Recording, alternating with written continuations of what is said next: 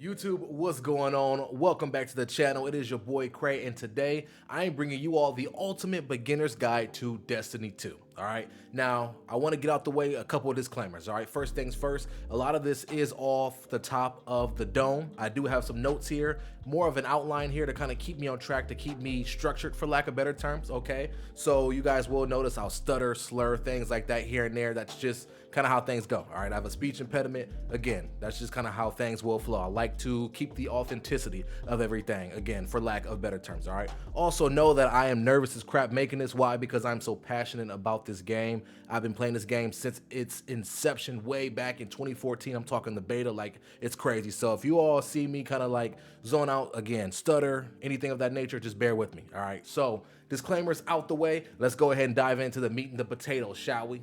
Real quick, before we jump in to the meat and the potatoes, want to let you all know who this guide is for. All right, now this guide is definitely for beginners. For my veterans that have been playing Destiny since its inception, like myself, if you watch this guide and get mad at me, I already knew all this stuff. It's a beginner's guide, man. Come on. This is for people that are just now getting into Destiny during the Witch Queen, or people that are returning to Destiny because they've been away for quite some time. And as we all know, Destiny now is a totally different game than it was a year ago. So yeah, wanted to get that out the way. Now let's go ahead and dive into the meat and the potatoes. So I want to start off this guide by answering the question, what is Destiny 2? All right, Destiny 2 is an MMO. You don't say and, you say a. It is a MMO RPG FPS, gosh, it's a mouthful, looter shooter that was created by Bungie probably back in 08, 09 or something, but the original Destiny was released in 2014, September 9th, by the way, okay? The version of Destiny we play now is Destiny 2 that was released back in 2017. Don't have the exact date for you on that one, haha, but it was released then, and the game has just evolved month after month, year after year to what we play today, all right? And the main objective of the game is to just strive to get better loot overall, right? At its core, you get loot from killing AI controlled enemies, right? You kill them, they'll drop stuff by completing missions, objectives, you name it. We'll dive in deep and we'll talk about all the stuff in great detail coming very soon, but that's just the overarching theme of things. Now, from a story standpoint, goodness gracious, I will let you all know I will not talk about this in depth because, yeah, I want this to be spoiler free. And we would be here for 20 hours if I tried to explain every single detail about what's happening in Destiny's past, what's going on in the present, and what's happening in the future. So I will link some stuff down in the description below for you all to check out at your own convenience. That will give you guys a great idea of what's going on, what happened in the past, and what could possibly be happening in the future. But just to kind of give you an overall synopsis of what is Destiny 2 from a story standpoint, know that there is an entity called the Light and an entity called the Dark. Okay, now we are of the light. The light is good. We help people, we try to save people, and the darkness is what we are combating, what we are trying to drive out. And yeah, think about it. If you are big in Star Wars, think about the light side versus the dark side. Okay, I think that's probably the best parallel you can draw, good versus evil, right? And that's as deep as I can go in regards to the story, because gosh, you got to just play it and you got to just check out the lore for yourself. I promise, it is immaculate. It is so cool. And yeah, I don't want to spill the beans anymore. Now that y'all know a little bit about Destiny 2, let's talk about classes and let's talk about enemy types a little bit here. Okay, now in regards to classes, all right, you have your Warlock, Titan, and Hunter. You can choose one of these three classes once you get the game going. Hold on, let me turn off my webcam so I can showcase a little bit more. And as you all can tell, I main the Warlock, okay? Think about the Warlock as, somebody like Doctor Strange, right? You know how Doctor Strange can just manipulate everything and he looks super cool. He can float around and he can send his cape to go attack people. Like, you can't do that with the Warlock, but that's probably the closest comparison, right? The Warlock is like the space magician or the space sorcerer, right? Really good with mastering elements and manipulating them to do thy bidding, okay? You have the Titan, which the Titan is like, gosh, who's a good comparison for the Titan? I don't know, just like somebody that is just a monster, an absolute wrecking ball, like the Hulk, okay? The Titan is a Titan, for lack of better terms, okay? The Titan is known for in-your-face combat. The Titans can place down things like shield barricades, and they can do something called a shoulder charge, which is when you run full speed and hit an enemy and disintegrate them into whatever subclass type you have currently equipped. Like the Titan is for those in-your-face type of players that want to get down and dirty and beat the crap out of whoever, whenever, okay? And then you have the Hunter. The Hunter is the finesser, okay? The Hunter is like Black Widow or something. I don't, my comparisons might suck. Or like a Daredevil, or think Ronin from the Marvel Cinematic Universe, right? Somebody that's just absolutely meticulous in their approach. They can wiggle around, they can teleport, dodge roll, right? Do all these finessey type of things, get damage, get out, be discreet about it, catch you lacking, you name it, okay? So those are the three subclasses. Again, the Warlock, Doctor Strangey type, floating around, have to be strategic around the elements utilized. Titans, in your face, beat them up, get out my face, get out my way, or get ran over. And Hunters are slick with it, very mobile, very discreet, you name it. I hope that makes sense to you all. If not, I'll do a further in-depth breakdown at a later date. Now let's talk about enemy types. Okay, now currently in the game there are 5 different enemy types. Okay, you got your Fallen, which are these 4-armed beings that I can't even really describe the way they look. You just have to see them, right? You have the Hive, which are these aliens that are creepy looking. They're slimy looking. They kind of remind you of aliens from the actual movie Aliens, a little bit, kind of. Not really, now that I sit here and talk about it. They're just like weird and mythical and ugly. Okay, you have the Vex, which are like these autonomous robots that share one mind, right? So every Vex you see, they are tied into the same network, which is kind of crazy when you think about it. The Vex are a fun enemy type to fight, can be a little overwhelming at times, I will openly admit. The Cabal, which are like this big militarized legion of giant dinosaur yet beefy looking creatures that hit hard, and all they do is shoot missiles at you, slow you down, and pick you off. They carry Gatling guns, rocket launchers. They even have these things called war beasts that they'll send at you to nibble at your ankles. Like, they are incredibly annoying to fight, but when you rock out on some Cabal, it's a good time. And then the most enemy, or not the most, but the most annoying enemy that there is are the Taken. Okay, the Taken are a mosh posh of the first 4 mentioned. They were just taken, so they look totally different and act totally different. They're like very creepy, you know? They're even more creepy than a Hive. They do like this weird twitching thing, and they are super annoying to fight and to kill. They have so many different enemy types because remember, they've taken the Cabal, the Vex, the Hive, and the Fallen, and they've kind of changed up their, I don't know, their genetic makeup or something, and they make them hit harder, and they are very annoying to fight, okay? Now, we do have a subcategory for the Fallen called the Scorn, which, think Dr. Frankenstein, right? The Scorn were dead Fallen that were resurrected to do thy bidding, and they're not bad to fight. They're okay. They're actually kind of fun to fight because they come at you in waves, and when you kill them all at once, you just feel like, oh, I'm a monster, what's up? But I will say in higher level activities, they are annoying to fight. Very, very annoying to fight. But the Scorn are kind of creepy as well. I don't know if you all can tell or not, but the overarching view of the enemy types are creepy. Very, very creepy. Switching gears here, let's go ahead and talk about what do you actually do in Destiny 2. Okay, what are some activities, or what are the activities that you partake in? All right, and for this section, I'm going to go ahead and I'm going to divvy things up into categories. We're going to talk about PvE, and we're going to talk about PvP. All right, for PvE to start, activities we will be partaking in are patrol activities, story missions, quests, strikes, dungeons, and raids. And I know everything I just said to you sounds like a total different language, all right? So we're gonna rewind a little bit, and we're gonna break down things one by one, all right?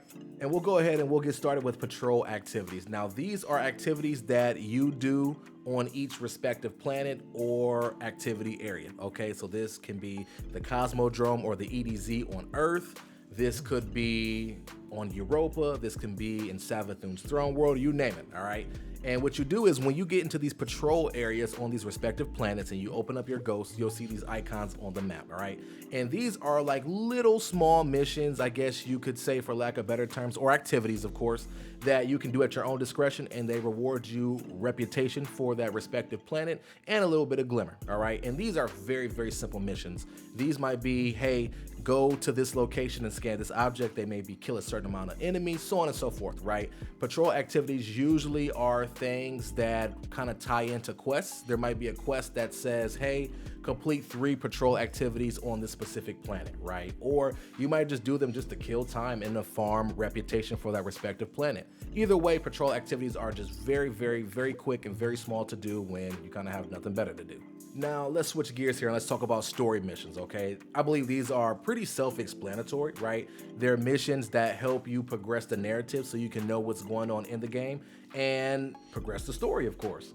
These are done at your own leisure, and a lot of times they do give you rewards at the end, right? Also know that story missions also are tie-ins to certain quests. A quest might say, hey, complete this specific story mission to progress the quest, so on and so forth. And if you do so, then you're rewarded with this various piece of loot, okay? So story missions, again, yeah, pretty self-explanatory.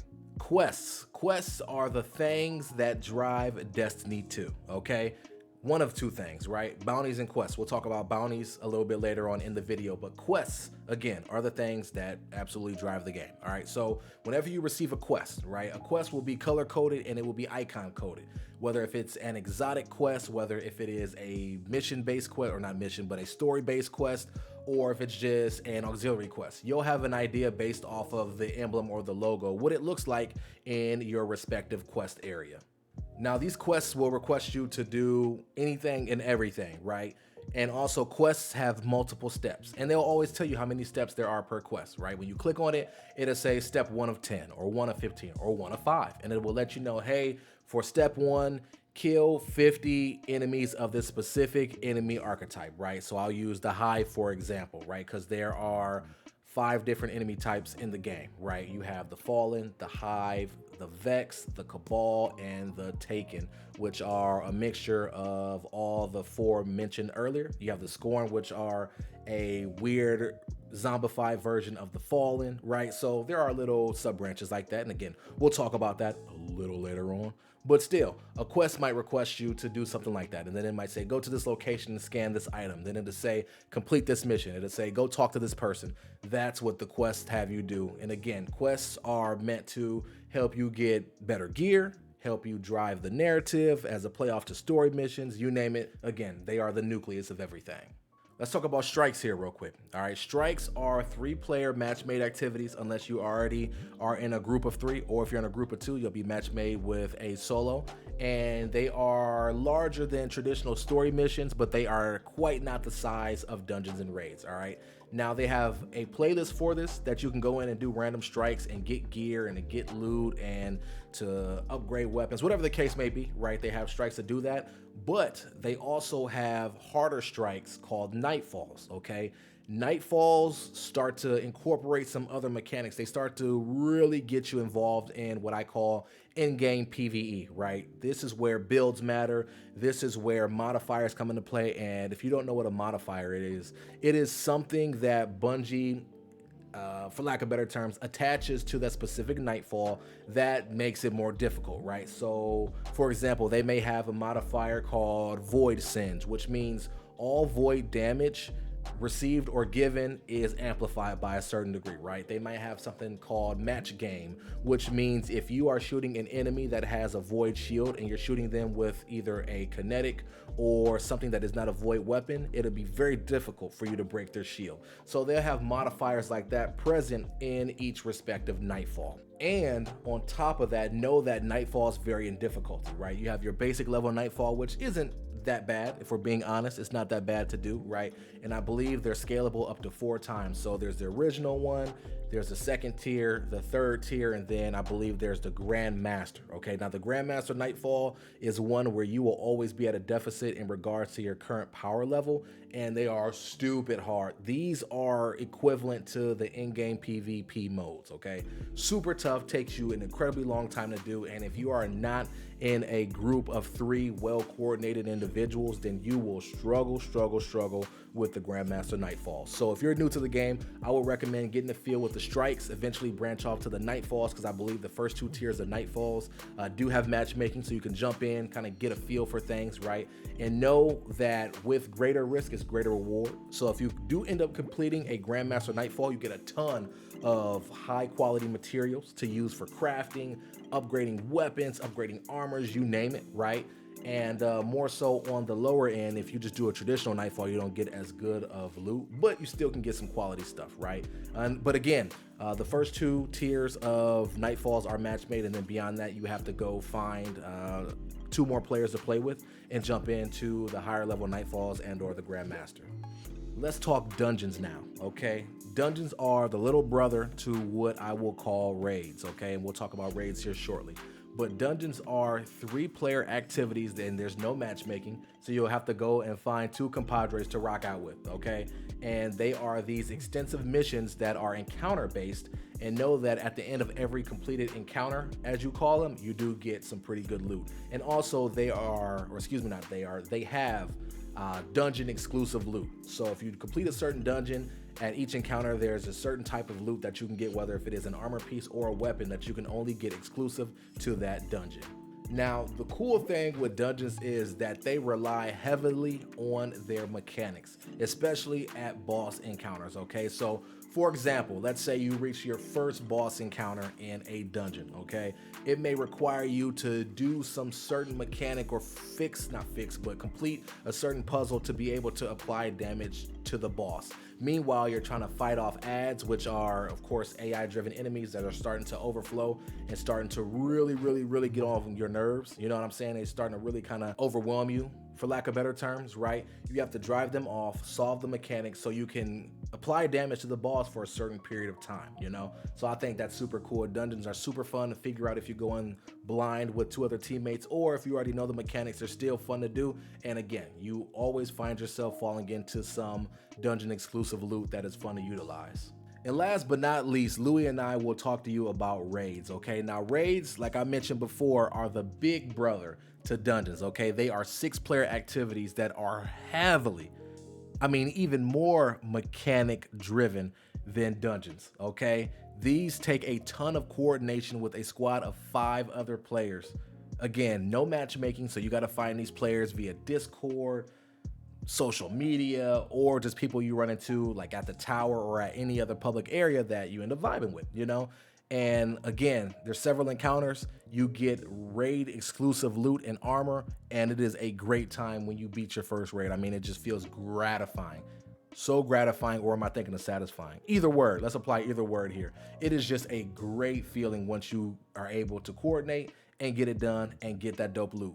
Cool thing too about raids is every single raid has a raid exclusive exotic weapon that you can get possibly to drop after the final boss encounter. So that's something to keep in mind as well. Switching gears here, let's talk about the side of Destiny 2 that I main, all right? Primarily because of my gaming history, but still, I main this side. And it is the PvP side of Destiny 2. Let's discuss, all right? Now, I will openly admit, it isn't in its best state, you know, versus PvE.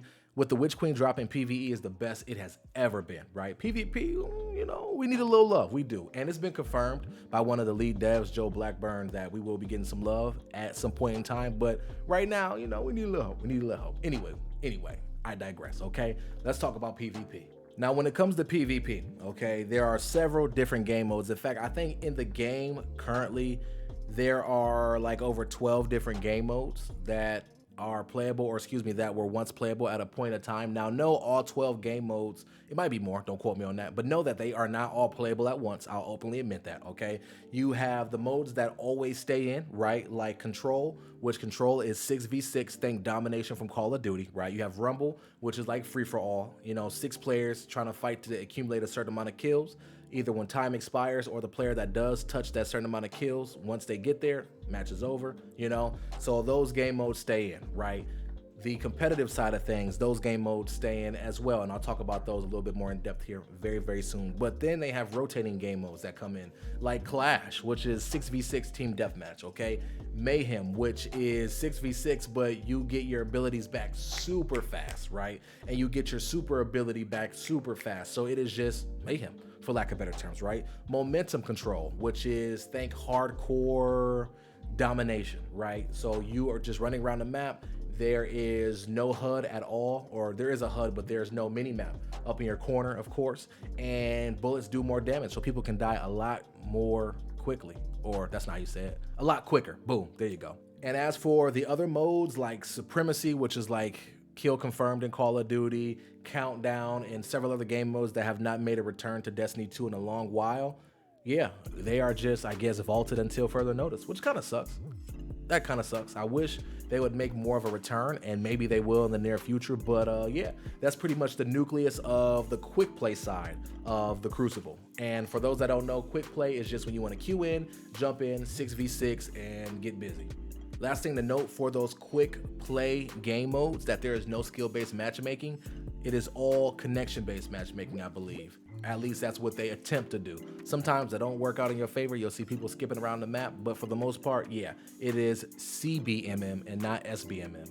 As for the competitive side of things, this is where there is SBMM first and foremost, right? And if you want to really test your skill, you'll hop into one of these game modes, okay? Now they have Elimination, Survival, Iron Banner, and Trials of Osiris, okay? Now in regards to Elimination, think of your traditional 3v3 skirmish, okay? Where if you die, you're in a 2v3 situation, but the cool thing with Destiny is that you can be revived, okay? The first time you die, I believe there's a 5-second timer before your teammate can come and revive you, okay? The more you die, the more time is added on to you before you're able to be revived. So it does create more of an incentive for the people that knocked you, or if you knocked the opposing team or an opposing player, it gives you an opportunity to play off of that in that handicap situation more and more, right? And on the flip side of things, if you have a teammate that keeps getting killed, then you have to find a way to combat that handicap situation and try to win the round. And it is round based, I believe up to 5 rounds. And after you win 5, then you win the match. Survival, man, survival can get kind of crazy, okay? So it's still 3v3, okay? It's still that 3v3 SBMM competitive game mode, all right? The difference with this is you and the opposing team have life pools, right? You guys start each round with 4 lives, meaning that between the 3 of you all can only die 4 times before you are dead and cannot be resurrected, okay? The cool thing is that those 4 lives are respawn based, okay? So when you do die, a teammate does not have to revive you. You'll just respawn after a certain period of time, okay? So there's a little bit of strategy to this. You can play a little bit more aggressive early on, but if you get into a deficit, then you may be in a position where you got to play a little bit more passive, right? And on top of that, the reputation you get from this is called glory and not valor, which is valor is the rank points that you get for playing regular quick play, right? Glory is what you get for the competitive play, okay? The cool thing is by playing in the competitive playlist, if you rank up with your glory and your valor, you get double the rewards, right? Every time you rank up with both of those respective reputation pools, for lack of better terms, you get gear. You get weapons, armor, loot, or both of those things are loot. I meant to say currency, right? Things of that nature every time. So you can double dip by playing in the competitive playlist. And for survival, there is actually a freelance option, which means you can solo queue in and play with other solo queuers. So that way you aren't always stuck solo queuing, fighting 3 stacks. You know what I mean? These next 2 game modes, I will let you all know that power level does matter, okay? You have your Iron Banner, which is a 6v6 control-like game mode. The difference is if you happen to capture all 3 points or the enemies capture all 3 points, then they go on what's called the hunt, which means that no other points can be capped, and every kill they get on you, they get a certain amount of points. I believe they get 3 points or 4 points every kill during that hunt, right? And vice versa, all right? You guys are playing to a certain score limit or until time has expired. And again, your power level does matter, so if you are under level, I would advise not going directly into this activity, because if you do, you will get clipped, and you'll have a hard time clipping others. Know that this is a match-made activity, so you can solo queue in, and they do have a freelance option for Iron Banner. So as mentioned before, if you click on freelance, you can solo queue in and play with and against other solo queuers. And last but not least, the most competitive game mode they have in Destiny 2 for PvP is Trials of Osiris, okay? Now, think of Trials of Osiris more like Elimination. The 3v3 skirmish, where if you die, you can be revived. The more you die, the longer it takes for you to be revived, right? Round-based game mode. The cool thing with Trials of Osiris, though, is if you win 7 games in a row without losing 1 game, then you will go what is known as flawless, okay? Now, going flawless just means you get a trip to what's called the Lighthouse on the planet Mars, and you get a ton of good loot that you cannot acquire any other way, okay? Now, I will say you can acquire the same weapon types. So, for example, I'll give you guys a great example. There's a Trials of Osiris exclusive weapon called Igneous Hammer. It is a hand cannon that you can acquire, right? You can acquire this thing one of two ways, right? You can just play matches of Trials of Osiris, increase the Trials of Osiris reputation, level that up, and then eventually acquire it from a specific drop, right? If you go to the lighthouse and you open up that chest and Igneous Hammer drops from that chest, it will have the title Igneous Hammer Adept. Adept means this is a better version of the original version, and it comes with an extra perk that may make the gun operate in grand fashion. Okay, I'm talking exotic level weaponry here. So that's the cool thing about going flawless, but no, it can be incredibly difficult to do so because this is not a match-made activity, or excuse me, it is now. Gosh, I gotta get used to that.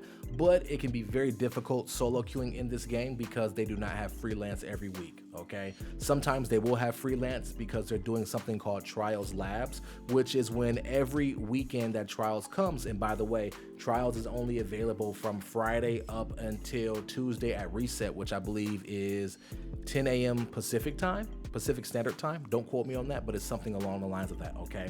So they run Trials Labs where they'll mess around with the objective, right? They'll mess around with having freelance or not having freelance. They'll just fine tune some things, get feedback from the community, and the community will let them know, hey, we like that change, keep it in, or nah, that sucked, you know, don't ever bring that back again. So that's kind of a cool thing that they do have ongoing in the PvP realm, but we still would like to have a little bit more.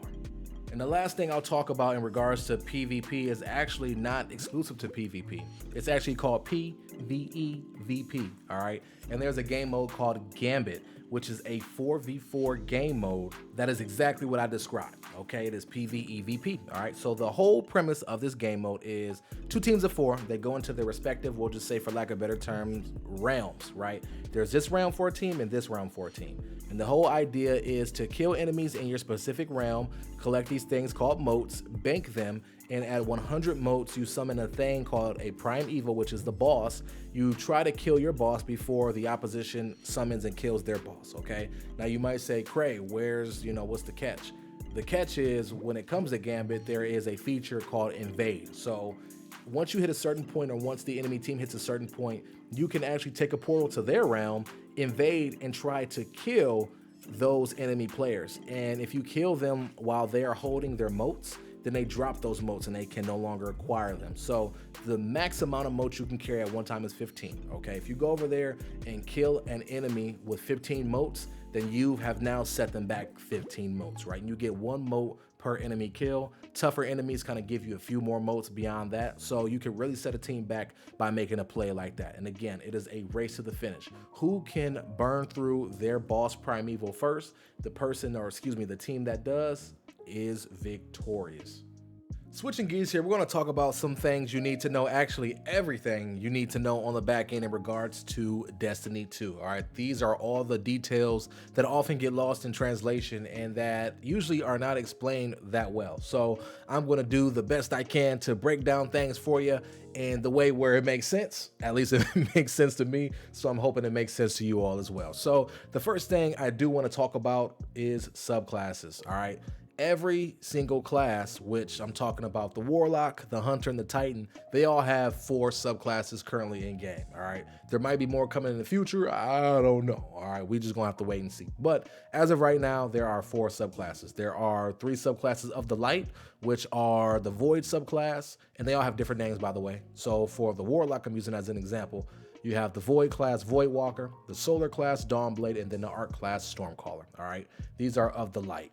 And if you want to check out subclasses of the darkness, then you just go ahead and click right here. And the only darkness subclass we have, at least at this point in time, is called Stasis. This class is called Shadebinder for the Warlock, of course. And Stasis you can think of as ice. Okay, dark ice, dark ice. Like picture you getting a couple shots of Jack Daniels over ice or something. I don't know. That was a corny joke. Anyway, to further explain to explain things further, as I should say, you'll notice if you hop into Destiny 2 currently that the Stasis and the Void subclasses look totally different than the Solar and the Arc currently, right? So if I click on the Solar subclass, you'll see it formatted in this way, right? And you'll see these subsidiaries right here, right here, and right here, right? The unfortunate thing with this old structure, as I will call it, is there was not much customization, okay? So if I wanted to use this perk, but I wish I could use it with these other perks, I couldn't, right? I could only work these 4 perks in conjunction, what the heck, in conjunction, these 4 perks in conjunction, and these 4 perks in conjunction, all right? And you'll notice perks do different things, right? Like, for example, Igniting Touch, you guys see right there, hit a combatant with the melee, defeat them to cause them to explode, killing an enemy with Daybreak, which Daybreak is the name of this super ability, right? It actually extends the duration of it. So there are things like that, right? All middle trees in this old subclass system give you a different functionality for your super ability. So this subsidiary, and we'll reference them as trees, okay? That's what they're called in the Destiny community. Top tree, middle tree, bottom tree, okay? So you'll hear people say, I'm running mid tree Dawnblade, okay? So that actually changes the Daybreak super ability to be Well of Radiance, okay? Daybreak, as you see, you weave solar light into blades and smite your foes from the sky. So you turn into a superhero that can slash with this flame blade, and it sends slash waves at the opposition, okay?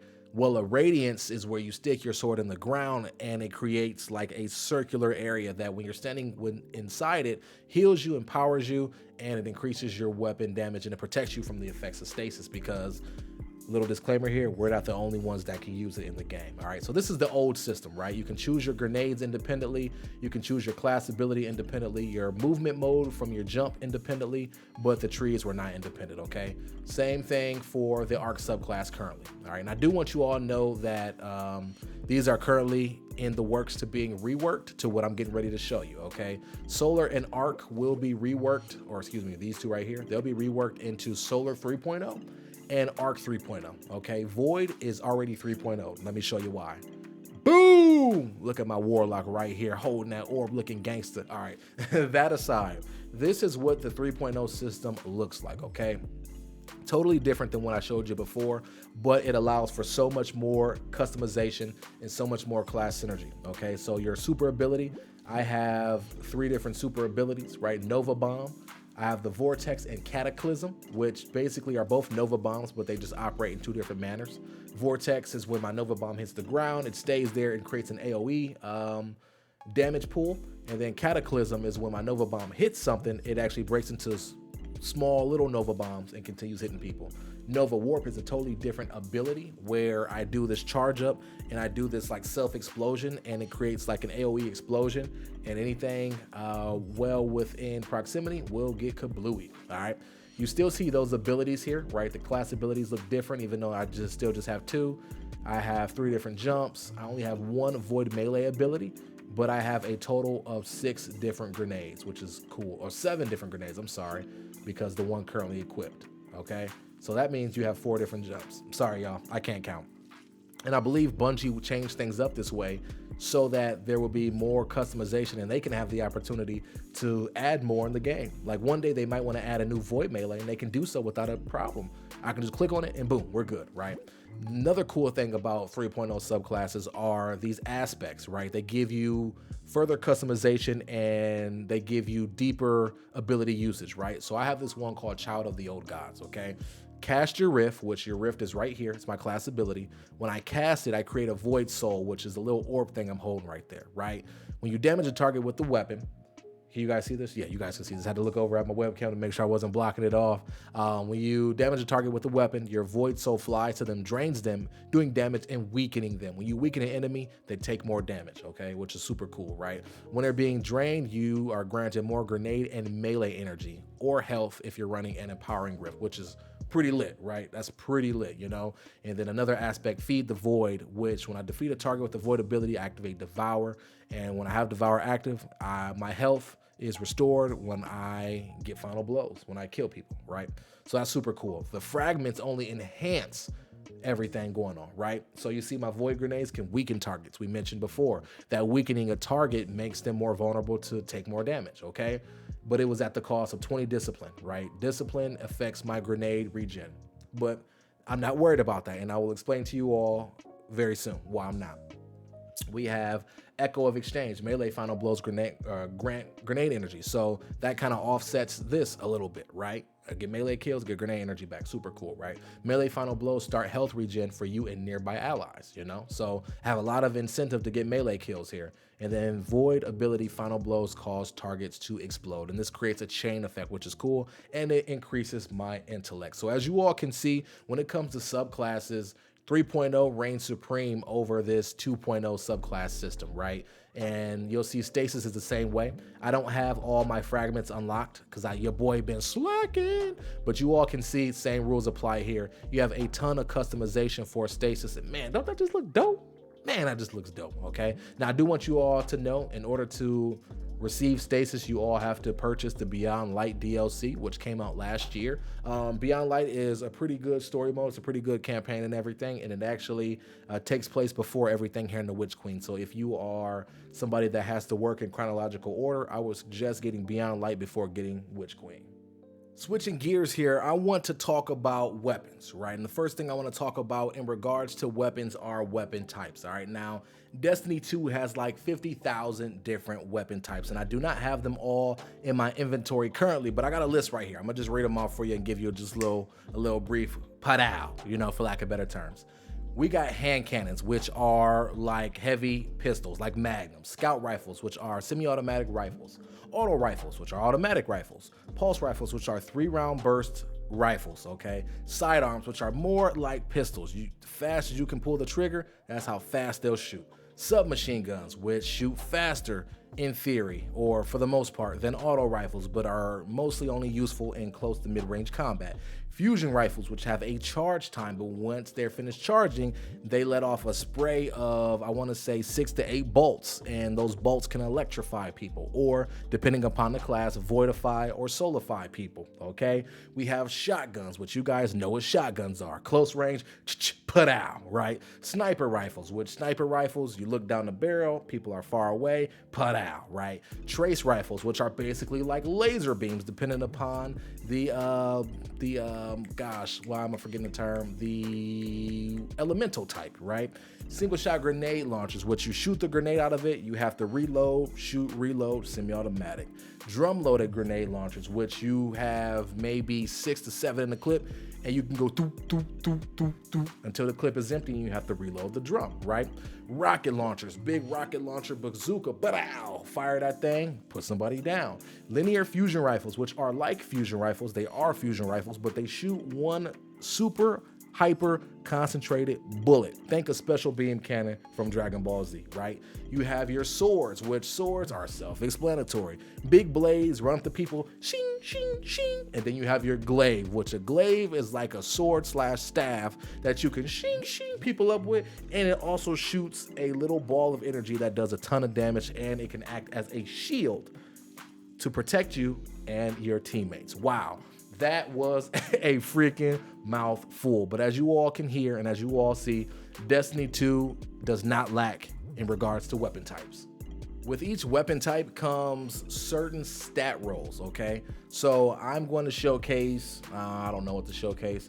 Again, I have so many weapons, it's kind of just goofy, and let's not even look into my vault, which if you don't know what a vault is where you store weapons that you do not want to carry. As you all see, I cleaned out my vault and I still have 369 out of 500 vault spaces. Yes, I am a hoarder, don't make fun of me. Anywho, what weapon can we use as an example? Let's use Chroma Rush. Perfect, okay? Chroma Rush, as you can see, is an auto rifle. And we'll talk about perks here shortly, but I want to talk about the stats, okay? So stats are the things that make your weapons what they are, okay? So impact, as you can see, impact increases the damage inflicted by each round, okay? So the higher the impact, typically, the lower the rounds per minute are, okay? So 720 is the highest RPM for any auto rifle in the game currently, so expect the impact to be on the lower end, okay? Range is 50, but as we can see, the default range, I believe, is 40. I just masterworked this weapon, and again, we'll talk about that shortly, okay? So range is 50, pretty decent for something that can fire 720 rounds per minute, okay? Stability 60, as you all can see how much or little recoil you'll experience when firing. Handling, the speed at which this weapon can be readied and aimed, right? So readying a weapon is when you're sprinting, and when you stop sprinting, how fast you can get your reticle back to shoot at people. And then reload speed is 34, okay? Rounds per minute, they're rounds per minute. You can shoot 720 rounds if you just unloaded the clip for 1 minute straight, and I have 60 in the magazine, okay? So these all vary from weapon to weapon. If I'm to compare that to, that's another 720. Do I have a slower auto rifle here? 720, gosh, I guess I'm just a 720 lover. Let's compare that to, okay, let's compare that to this scout rifle, right? Persis D, right? It's a scout rifle, semi-automatic, shoots 1 bullet at a time, right? You can see it has higher impact and higher range because that's what it's built for, right? Stability, not quite where I want it to be, but that's fine because again, it's semi-automatic. So I have plenty of time to correct my my recoil pattern and to readjust my aim if needed, right? Handling, 42, not too bad. Reload speed 49, rounds per minute 150, a lot slower than that 720 RPM auto rifle, right? Typically scout rifles range anywhere from 120, 130 to like 200 rounds per minute, okay? So some can shoot really fast, some can shoot really slow. And don't quote me on that. I know there are some exceptions that shoot faster than that, but I would say the nucleus of scout rifles are in that range. So stats matter to a degree. Some people prefer other stats over other stats, I guess, for lack of better terms. But yeah, like for me, when I rock a shotgun, I want a shotgun to have a certain amount of impact, right? I don't rock anything under 60 impact. As you see this shotgun, 70 impact, 80 impact, I can get busy with that. Some people don't care and they would rather have a higher fire rate. Gosh, I'm just mixing my words up today. Forgive me, y'all. And that's totally fine. It's all preferential. Again, that's kind of how I operate. As you play the game more and more, you'll find out how you operate as well. Now let's talk about perks a little bit, okay? Actually, a lot of bit. Let's talk about perks a lot of bit, okay? I will go back to Chroma Rush to talk about perks, okay? So as you can see, every weapon rolls with 4 different perks, and some perk columns have more perks than just one. As you can see right here, typically the first 2 perks, which are the barrel perk and the mag perk, will always roll with 2, if not sometimes 3, right? And they change how the weapon operates. So you'll see right here, extended barrel increases range but decreases handling speed and moderately controls recoil, right? If I switch this over to hammer forged, then my handling would go up, right? And it increases range, it says on paper, but as you see, it doesn't really change anything from a stat standpoint, right? So I rock extended barrel on this, right? That's just my preference, you know? Second perk column, the mag, right? Extended mag increases mag size, but greatly decreases reload speed, or flared mag will increases reload speed and stability. But if I put this on, my mag drops down to 51, but it's more stable and higher reload speed. So the trade-offs there, right? The trade-offs there are whatever we value more, right? I go extended mag because I'm like, why not? I trust my recoil control, and its base reload speed, even though it's 34, still is good enough for me. At least, you know, yeah, for me. Also, I have a trait called Feeding Frenzy, you know, perk 3. This is another reason why I rock extended mag, because each rapid kill with this weapon increases reload speed for a short period of time, right? So it reloads fast. I don't need to rock flared magwell. If I did, it would reload even faster, but I'd rather have that extra 9 in the clip because, you know, sometimes every bullet counts. You know what I'm saying? And then perk 4, Wellspring, kills with this weapon generate ability energy. The energy is divided between your uncharged abilities, okay? Now, I don't know if you all remember when I was talking about losing grenade energy earlier when I was going over subclasses and I was talking about the Void subclass.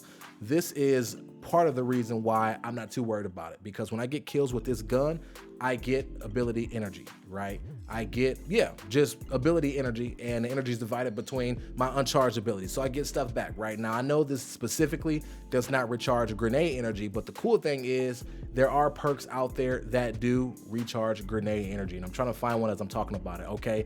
Demolitionist, for example, right? So kills with this weapon generate grenade energy, right? Activate your grenade ability, reloads this weapon from reserves. You see what I'm saying? So A weapon like this would synergize with my low grenade recharge rate really well. Not to mention mods, which we'll be talking about here very soon, would help synergize as well. So where I'm lacking in grenade energy currently, right, it's 54, it's not too bad, it's not that bad. But if I put my void subclass on, that drops to 34. It's a little bit, yeah, takes a minute and a half to recover if I do nothing different. But with an ability like Demolitionist, right, and with a certain mod on or certain mods on, that grenade will come back a lot faster than somebody might anticipate. You see what I'm saying? Every weapon in the game has a perk pool. That's what we'll call it, a perk pool, okay? So going back to the Chroma Rush, just using this as my example, even though I got Wellspring on the specific Chroma Rush, the next time I get another Chroma Rush, it will have different perks. So actually I got a few in my vault. Let me show you. Gosh, my vault is actually treacherous. I've been working to clean it out, forgive me. So, okay, boom, perfect. They're kind of grayed out because I don't have enough space in my inventory, but we'll ignore that. But if you'll see, as I'm scrolling through, this Chroma Rush has Feeding Frenzy and Rampage, okay? Rampage, it has Rampage instead of Wellspring, right? Rampage kills with this weapon temporarily grant increased damage. It stacks 3 times. You know, this roll right here would be great in PvP, right? Because when I kill somebody, Rampage activates, and then as I continue to kill, it'll stack it in the stack, and I will become unstoppable. This is what I will call a PvP roll for sure, okay? The one I have in my inventory is a little bit more of a PvE role, or it might be a little bit more neutral, depending on what you're trying to do, right? If you're fragging out in the Crucible, this could be okay for you to get your abilities back if you're really crutching your abilities, you know what I'm saying? But if not, and you're just focusing more so on gunplay, then the role I just showed you, the one that has Rampage, will probably be more viable in that direct instance, right? This role has Substance and Kill Clip, right? Substance, if this will ever load. Defeating targets partially reloads the mag from reserves. Kill Clip, reloading after a kill, grants increased damage. This might be another good PvP role, but it could work in PvE as well, right? So there are maybe about 8 perks per weapon in each slot that they can roll with, okay? I could be off on that, but if you ever want to check and see what roles a weapon can roll with, go to something like d2gunsmith.com or light.gg, and they will literally break it down to every possible perk that can roll on that specific weapon, because you might have perks that you favor over others. Like I love a perk like Substance. Am I saying that right? Subsistence. Gosh, I can't talk today, guys, forgive me. I love perks like that, right? Anything that can stop me from reloading after every single kill, I rock with, you know, kind of defeats the purpose of Kill Clip, but hey, you know, we're not talking about that right now. I love perks like that. So I might want certain weapons that have a specific role that can possibly roll with Subsistence, right? I might want a weapon that rolls with Wellspring for PvE in-game activities, things like that, right? The more you play, the more you find perks that you synergize with, and it will be a lot easier to find which roles you keep and which roles you get rid of. Last thing I want to talk about in regards to weapons, and this kind of leads over into my armor talk, is the rarity, okay? So when the game first came out, they had white, green, blue, purple, and gold, okay? White being common, green uncommon, blue rare, purple legendary, and gold exotic, okay? As you all can see, I have a bunch of legendary weapons and a couple exotics sprinkled out here and there, okay? Exotic weapons are weapons that you typically can only acquire through a certain circumstance, right? Most of them have quests tied to them. Some of them come in the actual season pass, like the Wither Horde. Osteostriga was one that came out of a quest with the Witch Queen, right? Jotun was one that I had to get through a quest long ago in a galaxy far away, right? So on and so forth, right? And the thing is, you can only have one exotic equipped at a time for both your weapons and for your armor, which is why you see just that right there, and the rest are legendary, okay? And exotics typically roll with specific perks that make them exotic, for lack of better terms, okay?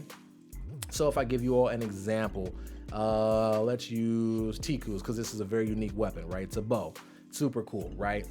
Its intrinsic trait called Sacred Flame, just covered it up, what the heck? Hip firing this weapon fires multiple tracking projectiles. Targets marked by these projectiles explode upon death or when struck by another Sacred Flame's explosion. So it's super cool. So you hip fire it and it automatically tracks an enemy and it sticks to them. And then when you ADS fire and it hits them, it absolutely explodes. Boom. Right away, right? Very, very unique, right? Casualty arrows. Arrows fired while aiming down sights cause Sacred Flames to detonate. You go. Precision hits with perfectly drawn increases the power of this detonation. Okay, so again, exotics have their own perks that are unique solely to them by the intrinsic trait, and typically in one of these perk slots to synergize with the intrinsic trait here. Okay, it's typically same thing for exotic armor pieces to a degree, but yeah, we'll talk about armor pieces very soon. And by very soon, I mean right now. Let's talk about armor, all right? While we're at it, while we're here in the menu, let's talk about armor, okay? This shouldn't take as long as weapons. Weapons kind of lay the foundation and armor just builds upon that, okay? Now, armor will roll into mods, which I will talk about here very soon. I keep saying that, but I promise it will. Armor is divvied into 5 different areas. Your helmet, your gauntlets, your chest armor, your leg armor, and your class item armor, okay? Now, you'll see that each piece of equipment has one of 6 different stats, okay? You have mobility, which increases your movement speed and jump height, resilience, which increases the amount of damage you can take before dying, and also the amount of damage you take when breaking out of stasis. Recovery increases the speed which you regain lost health. Discipline increases the cooldown time of your nades, allowing you to use them more. Stasis abilities have longer cooldowns than Arc Sword or Void. Yeah, cool. Intellect, which decreases the cooldown of your super ability, letting you use it more. And then strength, which decreases the time of your melee ability. Okay, so as I mentioned with weapons, it all depends on what you want and what you lean more towards, okay? Me personally, I try to be as balanced as possible, but I really lean towards recovery, okay? I am big when it comes to recovery, especially because it is a warlock class stat, okay? Every class has its own stat. Hunters have mobility, Titans have resilience, I believe, and hunters have recovery. So that just means that you just do it better than everybody else, for lack of better terms, all right? I lean towards recovery. You see that when it comes to stats, it only matters by divots of 10, okay? So 89 recovery does not get me to that tier 9 recovery rate increase, okay? Same thing with 68 on the intellect. I need 70 for me to get to that tier 7, as you can see right below that bar, okay? So again, it depends on what you prioritize and how you play. I'm not too crazy for mobility, right? I like to have decent mobility. I play a little bit slower than a lot of other people. Resilience for me at 6 or more is usually pretty solid because my recovery is good. I can always get behind cover and recover rather quickly, right? My discipline is low because I do have mods and I do use weapons and stuff to help get back that grenade energy quicker. Intellect is what it is. Again, not too pressed about it. And Bungie made a change where the more you use kinetic weapons, which are in this first slot, and I don't know if I mentioned this before, but kinetic weapons do not have a element type and they're in slot 1. Energy weapons are in slot 2 and they do have an element type, void, solar, or arc. Kinetic weapons only do have one type, and that's stasis, and that's because stasis operates a little bit different than your traditional elemental types. And then your heavy weapons, which are element weapons as well, and they can be stasis, void, arc, or solar. Don't know if I mentioned that before, but just wanted to go back and tap on that. But getting back to armor, yeah, it depends on what you want to take care of. In that regard, which one you want to favor, and then your armor pieces that all roll different because, like weapons, whenever a type of armor drops, it comes with a different roll and it has a different total. Okay, so you see total 64 right there, total 62, 46, whatever, and those the distribution is different for every single armor type. It's just, you know, you choose your armor based off of what you want to build your character around. When it comes to exotic armor pieces, these I would say probably aren't as potent as weapons. I'm kind of saying that with great hesitation because as I'm saying that, I think some are, but they do have their own special abilities that regular armor pieces don't. So like the Claws of Ahamkara, I gain an additional melee charge. So I get the opportunity to use Pocket Singularity twice before needing to completely go through the cooldown period and recharge up one of those usages, right? So that's pretty cool. That's why I like it. It kind of covers my ground if I miss with my first melee ability, you know. Prometheum Spur creates combination healing and empowering rifts. So when I use my class ability, it's a combo rift, which is pretty cool, right? Second Filament, your empowering rifts grant you Devour. We talked about Devour a little bit earlier, right? Damage dealt from within will disrupt combatants, which is another pretty cool thing as well. So as you all can see, those exotic pieces have their own functionality, but again, you can only wear one exotic armor piece and you can only have one exotic weapon equipped at a time. And folks, it's finally time to talk about mods. Finally. Mods are lit. All right, that's it. Next, no, okay. Let's talk about mods here. And I might get a little bit in depth in this regard, okay? Because mods are the things that will make or break you in Destiny 2, all right? For PvE and for PvP, okay? So as I mentioned to you all before, mods are which helps my grenade energy, okay? I'll use this as an example, okay? Let me go to my gauntlets. All right, my gauntlets right here, Claws of Ahamkara, I have them leveled up to 10 energy. And actually, let me show you all this real quick while I'm sitting here bumping my gums.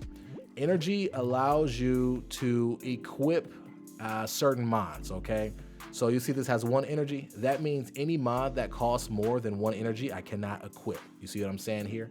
And in these mod sockets, you get different mods. So you see the gloves right here.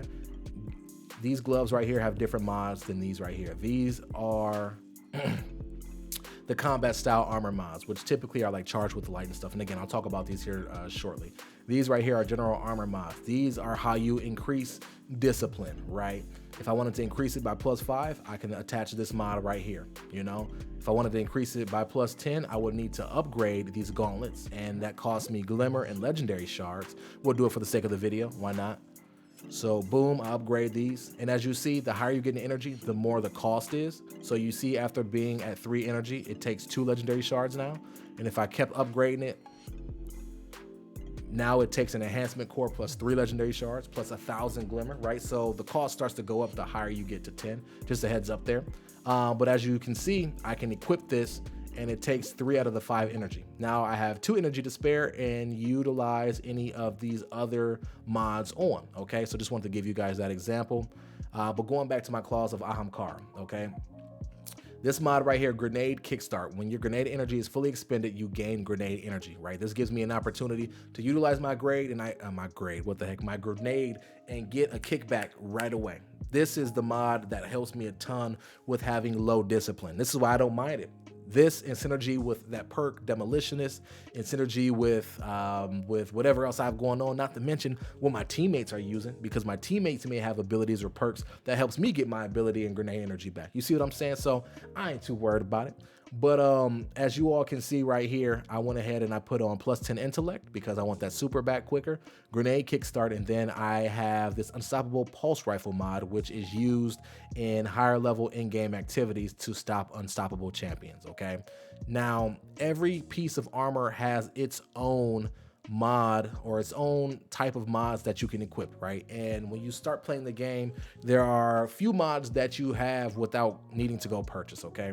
You will not have any of these mods over here in this farthest right slot. You'll have to go purchase these from 801 in the tower or Banshee in the tower.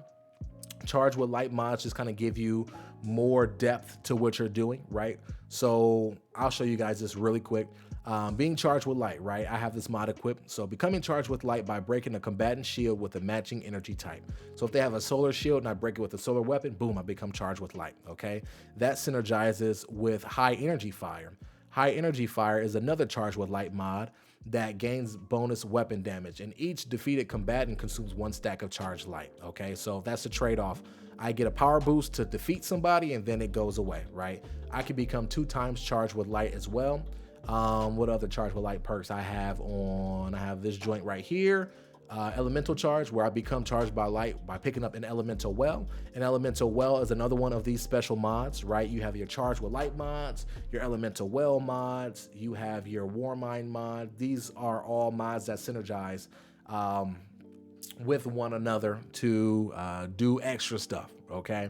So this can be a bit overwhelming at first. I will openly admit that wholeheartedly. It can be a bit overwhelming, but honestly, what I just started to do, if I'm being totally transparent with you all, is every time I seen 801 or Banshee sell a new mod, I would just purchase it.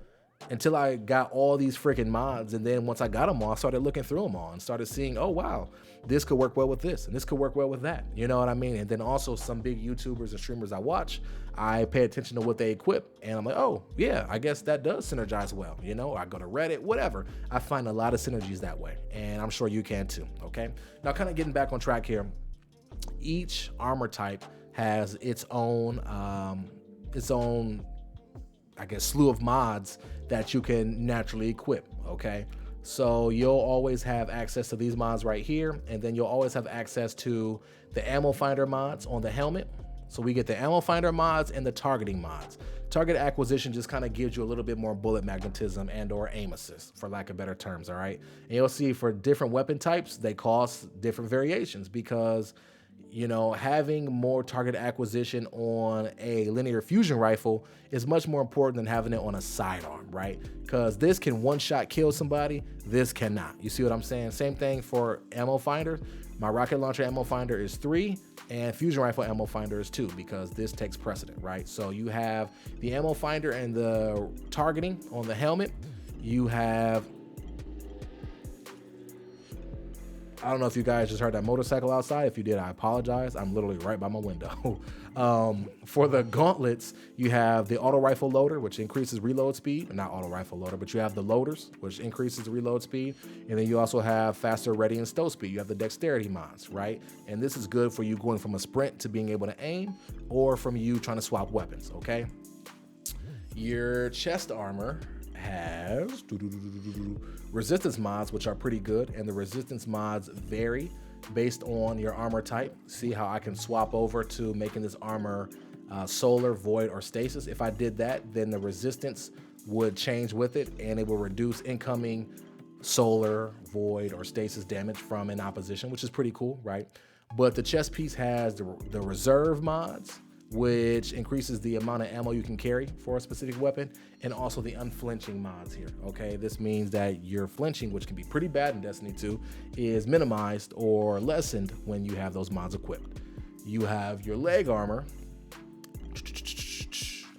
which gives you holster mods, which gradually reloads your, I'm talking too fast. It gradually reloads your stowed weapons over time, and multiple copies of this perk stack to reduce time, which is pretty cool, right?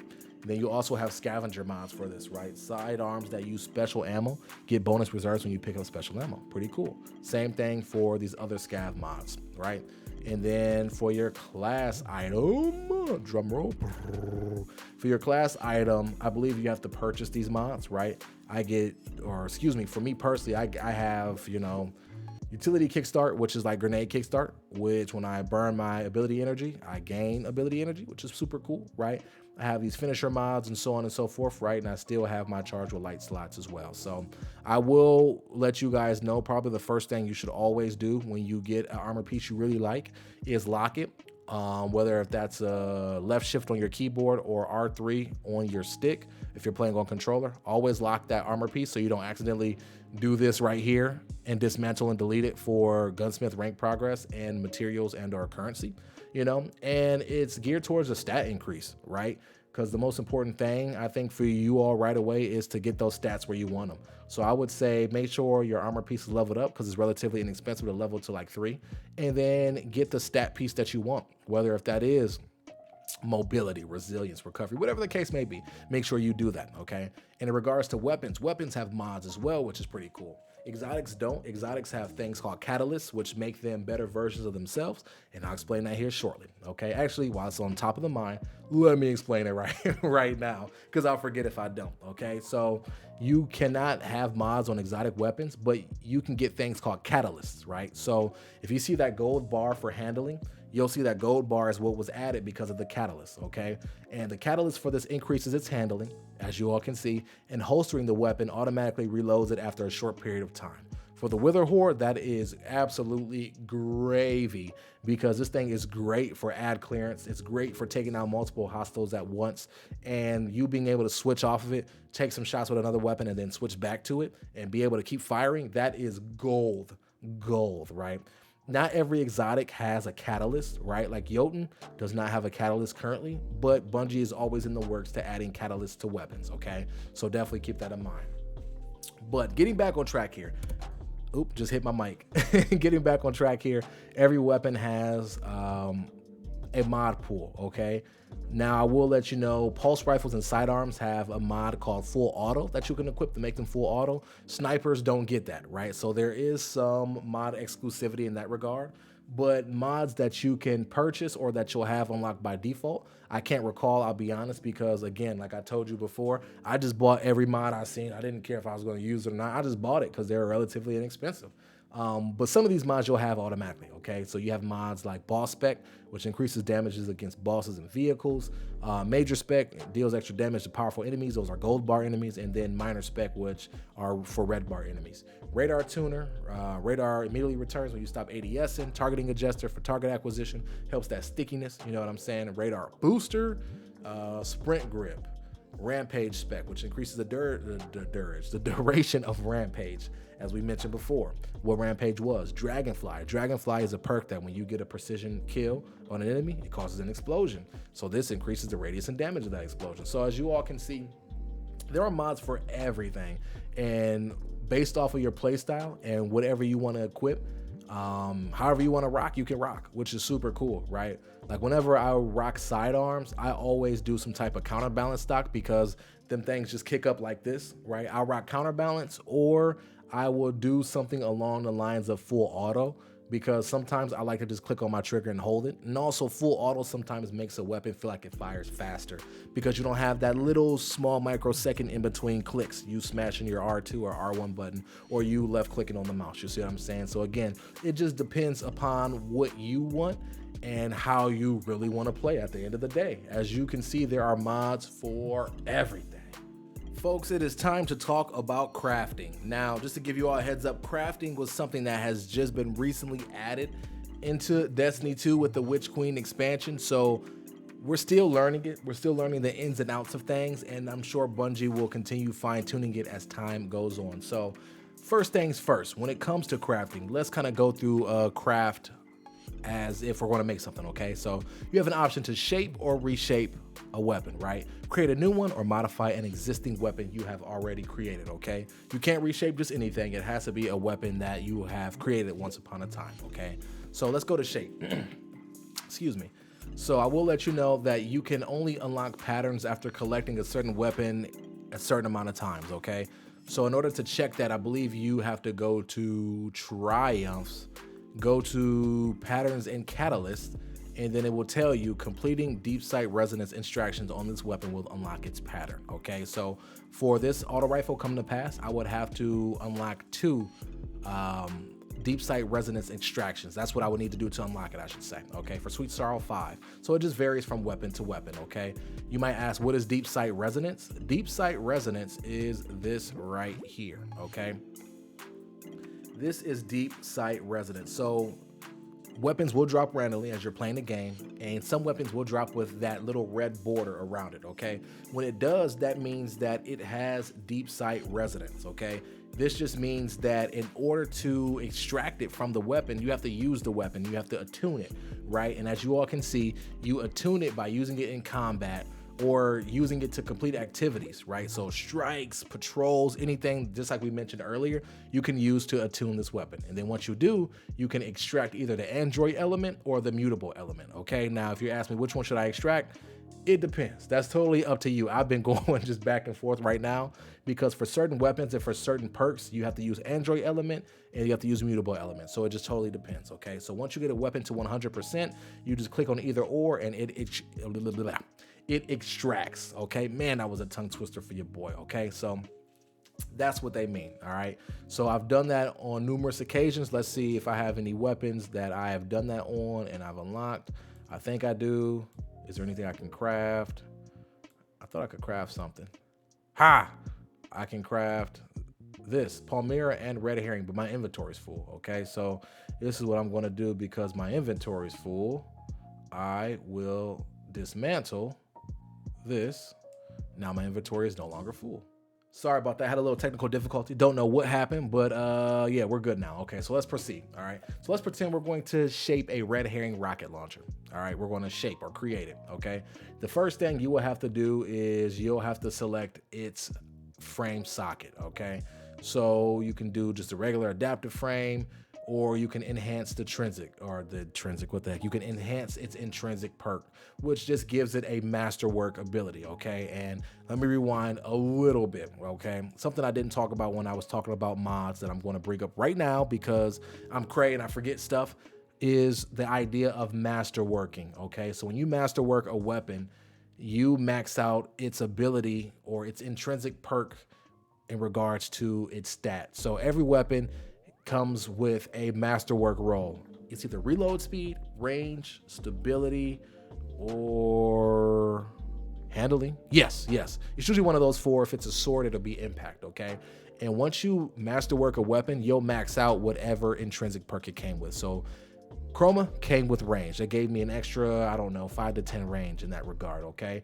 If I go over to this AR, Sweet Rifle, this has the intrinsic perk of stability. So if I masterwork this, then it would increase the stability by 10 in that regard, okay? So every weapon has its own intrinsic trait or its own intrinsic perk. Let's just call it a trait, where if you masterwork it, then you get the most out of that intrinsic trait, okay? So now let's jump back here.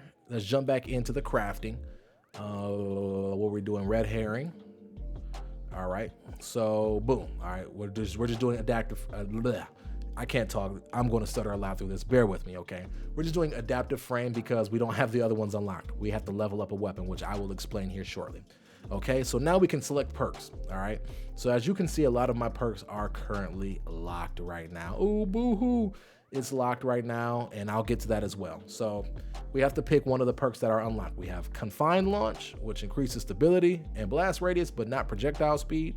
Or we have Counter Mass, increased stability and handling speed, but does not give us that blast radius. When it comes to rocket launchers, I'm all on blast radius. Don't care about the speed. Give me that, okay? So that's what we're going to do, all right? Again, perks that are locked that I have to get from leveling up the weapon.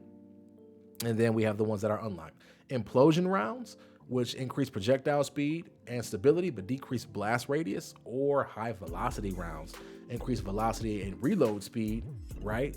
Not at the compromise of my blast radius. As I just said, I love blast radius, right? So I'm going high velocity rounds here, okay? Same thing, perks that are locked, and then perks that are unlocked. We have Killing Wind and Ensemble. Ensemble would be great for PvE activities or just hanging out with allies because it improves my handling and reload speed when I'm near them. Killing Wind gives me increased mobility, weapon range, and handling for a short duration, right? So if I plan on going lone wolf, this might be more the route for me. So let's just throw that on there, okay? And then the last perk slot, perk 4, we have Golden Tricorn. Final blows with this weapon grant bonus damage. While buff is active, grenade or melee kills of the same damage type greatly increase its damage and duration. All right, mouthful, goodness. And then Snapshot Sights, faster ADS time, okay? And then the perks that are locked behind the leveling system, okay? So for the sake of this example, Golden Tricorn, boom. All right, and then you have a memento socket, which I'm still trying to figure out how to get memento. So if anybody knows, let me know down in the comments below. Oh, by completing high difficulty activities, I would assume grandmasters and stuff like that in terms of nightfalls. But anywho, all right, and then from here, I would just shape the weapon, okay? I'm not going to shape the weapon just for the sake of me not burning my materials, because I don't know how long it'll take me to get them back. So let's pretend I shaped the weapon. All right, boom, I shaped it. So when I shape a weapon, what happens is you have the date that you made it, right? So you see this date right here says TD 2/25 22 22, not 22 what the heck, 2022. Goodness gracious, man, I can't talk. TD, I have no idea what that stands for. If you guys know that, let me know in the comments. I thought it stood for today at first, and then it didn't change, so it don't. And then you have your level system, okay? As you all can see, leveling up a weapon, to do so, you have to defeat enemies with the weapon to increase its level. It's that simple, okay? Increasing the weapon's level unlocks higher quality frames and more available perks at the relic in the throne world. What's the relic? The relic is this thing right here, boom, okay? So pretty much just use the gun. If you use the gun, you will level it up. And if you level up the gun, then you will be in the position to upgrade perks at your bidding, okay? Now let's talk about reshaping. In order to reshape a weapon, you have to unlock it and make sure it is not equipped, okay? So I'll show you guys Osteostriga right now. So let's reshape this thing. Actually, I won't show you guys that because it's a little bit different, right? because it is an exotic weapon, it's a little bit different. So I will show you guys the Enigma, the glaive that you all get just from playing through the Witch Queen campaign. So let's reshape this. Glaives, the Enigma.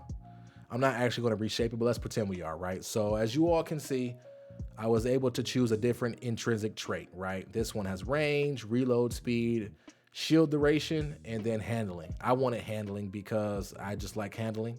Just being able to ready and aim it quicker. That's kind of my jam, okay? You see we're almost to level 6 with it just from using it, 88% there. And let's look at the perks we have available, okay? So we went ahead and we unlocked all these perks because it met the level requirement. Over here, we got them all. Over here, we don't have them all, right? And then over here, we don't have them all as well, okay? Now, enhanced traits take a certain specific material called Ascendant Alloy, which is found in challenging activities to upgrade to enhanced traits, okay? So as you all see, I have tilting at windmills enhanced, okay? So blocking damage with your shield increases movement speed until you lower your shield for an improved duration, okay? So that is enhanced. You'll see some other enhanced perks like this threat detector, where typically it increases reload stability and handling when targets are close in proximity. But with the enhanced trait, it greatly increases it, right? Like it does to a higher degree. All right, so that's just something to keep in mind as you continue using these weapons, leveling up. You have to get those Ascendant Alloys, and I would assume those are from like Nightfalls, in-game PvP activities, raids, things of that nature. I'm sure would drop Ascendant Alloy. Oh, probably also the heroic story missions that you all do, because story missions are available at higher tier difficulties, okay? So it's as simple as finding those materials, loading up those perks, crafting a weapon, and using it. And as you use that weapon, you can come back here, reshape it, and really put on the perks that you really want to use. It's as simple as that. Pretty straightforward system. I will give you all a heads up that every weapon cannot be crafted right now. There's only a certain amount of weapons that can be, which are the weapons that drop in the Season 16 storyline from the Season Pass. And then there are also just some weapons that are Witch Queen exclusive weapons that you can craft. So you can't craft everything. I assume you'll be able to craft more things in the future, but as of right now, it's kind of limited. But I'm confident Bungie will only continue to expand upon this in the near future. To keep this show rolling, let's talk about currencies and materials, okay? So currencies to start. This should be pretty quick, a nice little overview. You have 3 currencies in this game, or let's just say 4, okay? So you have your Glimmer, which is just the basic currency. You get Glimmer for everything, missions, killing enemies, opening chests, everything, right? And Glimmer is the basis for everything as well. Anything you do will cost Glimmer, right? The cap is 250,000. I wish it was more. It needs to be more because I have millies, but that's just what it is right now, okay? Legendary shards you get from dismantling legendary and exotic quality items, right? So if I went here and I dismantled, I don't know, with something. Let's dismantle, this is a terrible roll. So let's dismantle this. Boom, as you see, I get Glimmer, I get Crucible rank progress, which is the reputation points, or not Crucible, but Gunsmith rank. And then I get 4 legendary shards, okay? So that's that. Silver, which is the premium currency, you use silver to come into the store here, right, and purchase the premium qualities, all cosmetic stuff, nothing that is game changing by any means, right? You can get Sparrows, which are your little drivable cars that you can drive around in the patrol areas, right? You get finishers, right? So this is an example of a finisher, a warlock finisher. If it'll load, okay, I'll show you. Boom, like a little Rasengan, which is cool looking, but it doesn't change any mechanic, right? I have a ton of finishers just from playing the game without spending $1 in that regard, right? Just on season passes. So you can get finishers other ways besides just buying them outright in the Eververse store. Let me get back to that. But you can use silver on that, and that's premium currency again. If I was to buy silver, gosh, where do I even do it at? Oh, right here. If I was to buy silver, you all can see right here, 500 silver for $5, 1,000 or 1,100 for 10, 2,300 for 20, 3,500 for 30, and then 6,000 silver for 50 bucks. You know, they're cutting you a deal, for lack of better terms. I guess that's what they say they are, but I don't know. You know, it's whatever. And then you also get bright dust. You can get bright dust from certain bounties and from special reward sources, as mentioned right there. There are certain things that you can dismantle. Like if I was to dismantle a ghost, I could get some bright dust from that. And if I was to dismantle a sparrow, I think I can get bright dust from it. I don't know. Do I want to try it? Let's dismantle this one. Boom. No, I don't. So I kind of debunked that right there. But you just get bright dust from just random things. And you can go over here to the bright dust section and you can see what all they have to purchase over here. Now, this is a lot smaller of a store, but this rotates every 7 days. And this is how I've gotten a lot of weapon ornaments for my exotic weapons. And this is how I've gotten some pretty fun and pretty cool emotes as well, just by stocking up bright dust. And yeah, you can find yourself getting a bunch of stuff without necessarily needing to cash out the silver. If you're just patient, then you can, you know, you can go ahead and get some fuego dances like your boy, you know what I'm saying? Cause let me see. I think I got this out of there, you know, break dance, bust a move, bam, bam. What's up? Wham. You know what I'm saying? You can get busy like that. And trust me, I did not buy all these emotes from that store. Some come from the season passes. I'll openly admit that, because they're $9.99 and I just end up completing them. It's like, why not? But a lot of them have came from me getting bright dust and me just using them in the Eververse store. Slightly switching gears here, let's talk about those materials and kind of what they're used for, okay? So materials are things that can be acquired from bounties through the, I almost said battle passes. I'm used to like Fortnite and stuff, but like the season pass, right? Like I got 50 of every material from rank 29, or I will be when I hit rank 29 in the season pass, right? I did get some here at rank 19, which was pretty cool. And they're used mostly on a transactional basis, right? They're used kind of like how currency is used in order to acquire things you might want to acquire, right? So for example, let's say I wanted to get some upgrade modules, which I will talk about the need for those here very soon when I talk about the power level system. But let's say I want to get some upgrade modules, you know, you'll see it costs 1 enhancement core. It costs 10 legendary shards, 25 helium filaments, which helium filaments are a material, and then 5,000 glimmer, right? So I can cash out and I can buy that. This one over here is still an upgrade module, but this takes glacial starwort instead of taking the helium filaments, okay? So they cost, or you use them on a purely transactional basis in that regard. They don't have any use to the actual character himself. There was a point in time, I think back in Destiny 1, I can't remember if it carried over to Destiny 2 or not. It's been so long, but there was a point in time where you actually needed certain material to upgrade your weapons and I believe your armor, which was kind of crazy to think about, but they tried to, you know, utilize them as much as possible. You know, glad that they don't anymore and it's just upgrade modules. But another place where you can be transactional with them is right here at Master Rahul. I call him Rahul. I don't know. At Master Ra, we're just gonna do that for my sanity. Let's do that, okay? So you'll see here, you can actually purchase Glimmer from him if you are down bad. You can purchase Glimmer for legendary shards, Etheric Spyro, which is a material, and Glacial Starwort, which again is a material, right? If you need materials, let's say you want to go purchase some upgrade modules, but you don't have any microphasic data lice, data, let's just call it data, right? You can go ahead, spend 5 legendary shards and get 10 of them right here, right? And you'll see you can just kind of keep stacking them and stacking them and stacking them just by spending legendary shards, okay? If you need an enhancement prism, which these are needed for master working gear, you have to have a certain amount of enhancement prisms present. I think it's just 1 whenever you try to master work something to level 10. But if it's an exotic, you need 3, I believe, which is kind of OD when you sit and think about it, right? And then you also need ascended shards as well for, again, master working gear. I think you need 3 prisms, and I think you need an ascended shard to masterwork something to level 10. I could be wrong. Don't quote me on that, but that's just kind of what I'm thinking off the top of my head, right? Either way, you need these materials nonetheless, okay? And if you want to get these kind of more so right away, then you have to exchange for them. 10 enhancement cores, 25 of a material, plus 10,000 glimmer, right? For the ascended shards, you see 10 enhancement prisms, 100 of a material, 50,000 glimmer. These things cost bread, dude. Absolute bread. You can get ascended shards, of course, outside of purchasing them from Master Ra, from high level in-gear activities like Nightfalls and stuff.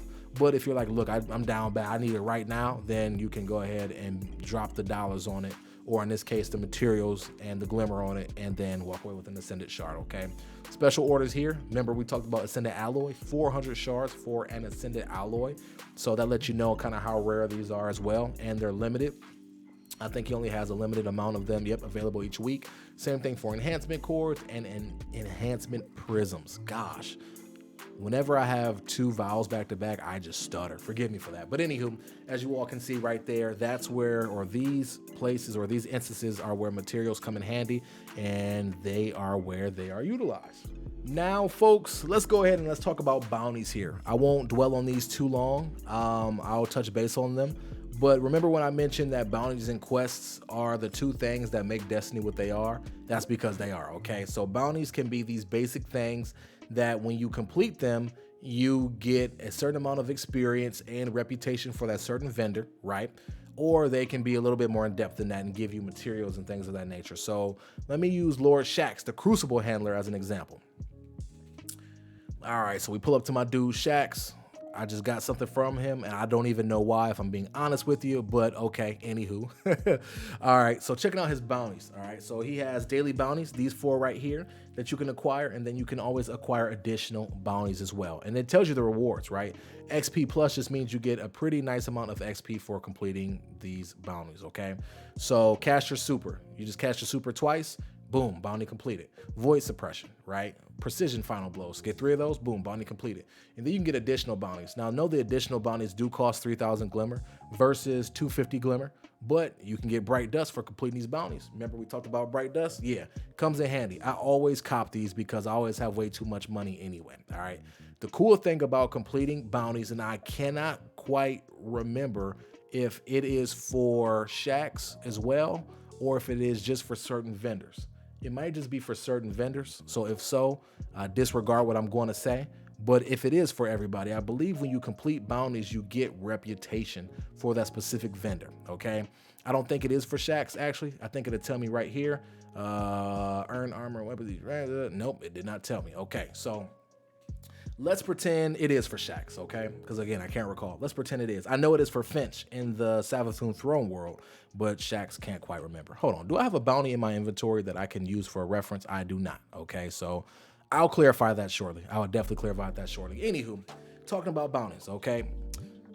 Bounties are very useful for getting XP. XP goes towards your artifact level progress and your season pass level progress as well, okay? So you turn in bounties by just simply touching your touchpad or opening up your destination menu, and what the heck am I doing? Going over to quest, and when a bounty is completed, it will illuminate. You click on it and it'll cash it right in, okay? So that's the cool thing about a bounty, all right? And bounties range from just simple XP boosts that will help level up your season pass and your artifact.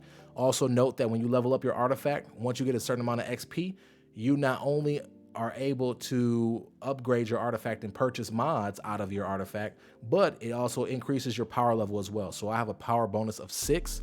So right now my base power is 1524 plus the 6 bonus. All right, so that's pretty cool. And then some bounty vendors, by completing bounties, you can also acquire, okay, so in regards to Shaxx, I was wrong. Shaxx does not give you reputation progress based off of bounties, but Banshee is one that does, and it will tell you the rewards per bounty, okay? So rewards, you get the XP plus, you get an enhancement core for completing this, and you get gunsmith rank progress for completing his bounties, okay? So every single day, I always get Banshee's bounties, and I always get his extra bounties as well, because again, why not? It's boosting in XP. It gives me the opportunity to level up my season pass, level up my artifact, so on and so forth. Why not do it, right? So I grab all these and then I go and I drop into a patrol area and I use the machine gun, I use the shotgun, I use the submachine gun, so on and so forth, because the more enhancement cores I can have, the better, right? Because remember, I can use enhancement cores for upgrading weapons, for upgrading armor pieces, and I can use them as a currency to go ahead and trade for things that I might be looking to get, like enhancement prisms and eventually ascended shards, or, you know, things of that nature, you know, so I don't have to worry about purchasing enhancement cores. Keep completing the bounties and you're good to go, okay? Now let's talk about vendors here real quick. I'll just pinpoint every vendor there is mostly in the game. So you have clan bounties right here at Hawthorne. You have Gambit bounties at the Drifter right here. Of course, Lord Shax right there for the Crucible bounties. Vanguard bounties for Strikes and Nightfalls right there. My boy Saint 14 gives you Trials of Osiris bounties, and these are all at the tower, okay? Then you have your destinational bounties as well. Every destination has somebody that will give you bounties, okay? So if you go to the Dreaming City, you can see right here, Petra, bounties, okay? You can go to Cosmodrome, and you can see this icon right here, Shahan, the Vanguard Operative, bounties, okay? So whatever location you go to, if I'm going into the Throne World, I'm gonna stop right here and I'm gonna pick up some bounties because I'm gonna be here doing missions. I'm gonna be running around, slaying out, fragging out, so on and so forth. I might as well complete some bounties while I'm at it because again, what that's gonna do is that's gonna level up my season pass. And as you all can see, if you get the season pass, then you get rewards. So I can get more enhancement cores, upgrade modules, glimmer, exotic engrams, bright dust, right? I can level up that artifact, right? And the higher level it is, the more bonus power I get, and we're good to go. So I always try to synergize bounties with quests, right? So if I have a quest where I have to go to the Throne World, right? And I have to do these things on the Throne World to complete the quest, then I'm going to stop and I'm going to get bounties. And I'm going to be completing the bounties. Like, let's say I picked up a bounty here and it said kill 50 enemies with a submachine gun. I'm just throwing out an example. I'm going to equip a submachine gun. I'm going to go do the quest missions. And whoops, guess what? I completed the quest and I completed the bounty. It's a double dip, right? You'll find ways to do that the more you play Destiny, and things will continue to make more and more sense as time goes on, I can promise you, okay? So the bounty system, very, very simple, but very, very useful, and you should always be grabbing bounties wherever you go. Moving on here, let's talk about the power level system, okay? Now, the power level system is an accumulation of the power level of each weapon and armor piece you have equipped, okay?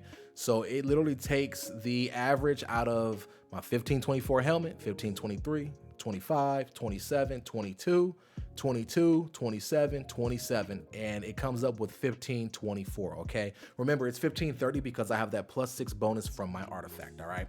Now, depending upon what you equip, you'll change your power level. So I put on a sword that's 1350, my power level drops, okay? Now you might ask, well, how do I get this weapon up to be 1522, right? And you do that through the power of infusion, all right? Now, two ways I should say. Infusion is one way, and it is the more straightforward way. Then the other way is actually getting loot that's more powerful, and I'll talk about that here shortly. But infusion first, okay? So I'll do an example, all right? I love showing examples. So I have this blue rare submachine gun. It's Harmony 21, it's 1524, okay? Let's pretend I wanted to get this pulse rifle, this Agma, up to 1524. So what I'll do is press triangle, open up details, and I'll hover right here over the infuse icon, right? Very, very simple.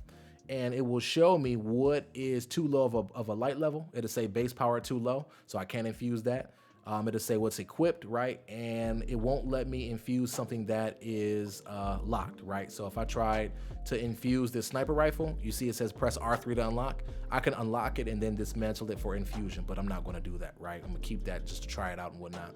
But if I want to infuse this Harmony, what I'll do is I'll just hold down square, I'll burn an upgrade module, boop, and boom, there you have it. New power level for my Agma PR6 is 1524. It is that simple. You can do the same thing with armor as well. If you need to upgrade your armor, feel free to infuse that armor piece, right? Just remember, click on the weapon you want to bring that power level up, and then go to that infuse. Don't do it backwards. I've done it backwards before, and and I felt so stupid back when I first started playing Destiny. Man, I was so confused. But click on the weapon that you want to upgrade, open up the details, go to infuse, and infuse the weapon that you're getting rid of to bring up that power level, okay? It's as simple as that, all right? Now, on the other hand, another way for you to level up once you hit soft cap, okay? Now, just to kind of let you know, every single season, there is what's known as a soft cap and a hard cap, okay? So with the Big Witch Queen expansion, the soft cap is 1500, okay? This means once you hit 1500 power level, with the exception of some drops here and there, the only way for you to really get big chunks in your power level increasing is to get powerful engrams, okay? Now, there are tier 1, tier 2, tier 3, and pinnacle engrams, okay? Tier 1 engrams will always drop at +3 of your current light level, right? Not your current, but your highest potential light level. Tier 2 is +4. Tier 3 is +5, and Pinnacle is +6. I believe that's the case. I believe it's +3, 4, 5, and 6. I could be wrong, but if I'm wrong, it's more like 4, 5, 6, 7. Okay, don't quote me on that, but either way, you get a big bump in power. Okay, and I say potential power level because if I have this sword equipped, you think my power level is 1509 or 1503 without my artifact, right? But what the game takes into account is your potential power level. So it takes into account as if I had my highest level gear equipped, which would be this, which would be, yeah, that, you know, so 1531 or 1525 is my highest power level. This is what the game sees, even though I might have this equipped and I might have, I don't know what else is low light level, this, and then, you know, you see what I'm saying? Even though I have lower light level stuff equipped, the game still recognizes my highest potential light level, and it bases the powerful engrams off of that, okay? Now, you get these powerful engrams. Some come randomly, right? They're called priming. Are they called prime engrams? What are they called? Yes, they're called prime engrams. I had a brain fart there. And you get those from defeating challenging enemies or completing crucible matches, right? Those can pop up anywhere, almost at any time. It's kind of crazy how random they can be, right? Or you have some activities that you can complete, and they'll tell you. They'll have this little icon up on the top border. So right now, if I complete 8 Vanguard bounties, I get a tier 1 powerful engram, okay? And that can be a weapon or that can be armor. Same thing for Shaxx. Oh, that's why I got those Shaxx gauntlets earlier in the video. That's why, because I completed 8 of his bounties, okay? Same thing here. You know, I get powerful gear tier 2 from competing clan bounties, right? That's at 80%, right? Gambit bounties, powerful gear tier 1, right? And at every destination, you'll see where you can go ahead and get stuff, right? Pinnacle gear from completing 3 strikes using the same subclass element as the current active elemental burn, like Void Singe, Arc Singe, things that I talked about before. Nightfall, you see here, you can get tier 1 and you can get a Pinnacle drop right here. And then for Grandmaster, of course, same thing, because it is a Nightfall. Grandmasters are not open currently until April 5th though. So just depending upon locations, you'll always be able to tell where you could possibly get a powerful drop by this little icon, right? So you can see at the tower, the helm, crucible, legends, gambit, like I have a ton that I need to get done, but I have not gotten done yet, okay? You'll see Vault of Glass from the raid, of course. You get a powerful gear, tier 3 drop, okay? Again, so that's at least +5 over your potential max light level. Again, that's what I'm assuming. Tier +3, +4, +5. Anywho, you guys know what I'm saying here. So very, very straightforward level up system once you understand it and once you kind of know what you're grinding for. The way I do it is I always complete my tier 1s first, then my tier 2s, then tier 3s, then pinnacles, okay? I do that all the way up until I hit hard cap. And I don't know if I mentioned it before, but I mentioned, oh no, I mentioned the soft cap. So the soft cap is 1500, right? So anything above 1500, you know, you doing tier 1, 2, 3 or pinnacle engram objectives make total sense. But once you hit 1550 base, not with your bonus, then from there, the only way you can get to 1560, which is the current season max. If you ever want to check season max, by the way, just go over to this infuse and it'll say seasonal power cap, right? So if you ever want to get your weapons and armor to 1560, you can only get them there by pinnacle, okay? So doing the pinnacle activities. So once you hit 1550, all the tier 1, 2, and 3 stuff doesn't matter anymore. It cannot push you above 1550, okay? So keep that in mind and know that technically your light level can surpass 1560, but all based on your artifacts. So if I had 1560 base plus 6 bonus, that means my power level would be 1566. All right. There are some things like Iron Banner that do not take your they don't take your artifact into account, right? There are some things like that. And typically the missions in game modes will let you know that it's basing it off of your primary power level or your base power level, not artifact included as well, okay? As we're starting to wrap up the guide here, I wanted to drop you all a few tips for the grind, all right? These tips are just things from experience and things that I think will help you get the most out of your experience and your time playing Destiny, okay? First thing would be to focus on one quest at a time. Destiny can be incredibly overwhelming. When you get 40 different quests, you know, short, long, exotic, story-based, random, whatever. When you get all these quests, it can be so overwhelming. Like that ran me away from Destiny on so many occasions. I've had a back and forth relationship with the game for the last, goodness gracious, 8 years. And that is one thing that has pushed me off from time to time is I just get overwhelmed.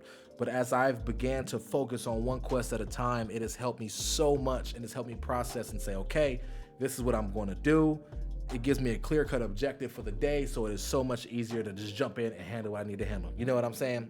Also, something to build off of that is you want to see what quests and bounties can double dip, okay? I mentioned it before when I was talking about bounties. Find which ones double dip, right? Find the bounties that say kill 100 type of this enemy, kill 100 fallen, right? And you have a quest where you're going to be on the Cosmodrome, and you know that on the Cosmodrome are the fallen. So you can double dip there, right? You can complete the bounty and complete the quest. Find things like that synergize, and it will make your experience so much more efficient, right? And so much more fulfilling because it's like, man, I'm knocking out bounties and I'm doing this quest for this specific mission or exotic or whatever. Like, yo, I'm hashtag time in, bro. You know what I'm saying?